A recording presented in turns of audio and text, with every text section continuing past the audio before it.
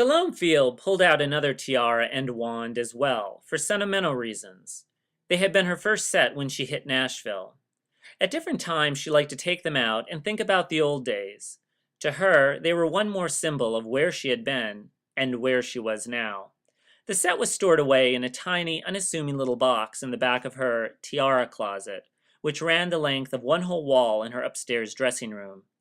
The closet was really like an oversized curio cabinet with a glass front, so that from time to time a few chosen visitors could take a wide-eyed gander at the regal collection. The first tiara and wand had been plastic. They might even have been part of a child's Halloween costume. Salome couldn't exactly remember anymore. While Salome and Willow were recording their first album, their publicist at Reflector Records had spoken with them about different ways to get their name out in the public's eye before the album's release. Play a few local gigs, do a few interviews, be seen at a few parties.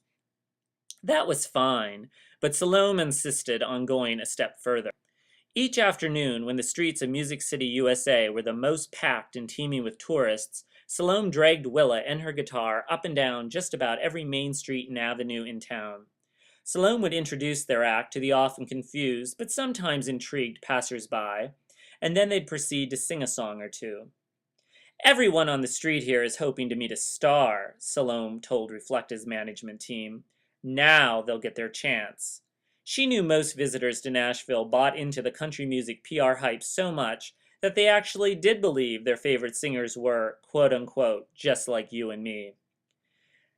That they walked the streets, shopped in the grocery stores, and hell, they probably even went to the same bars and restaurants as the tourists.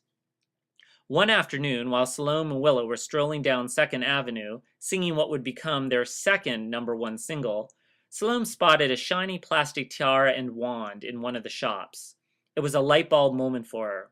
She was the fairy field queen from Tucket Mountain, so why shouldn't she have a crown and magic wand to go with the title?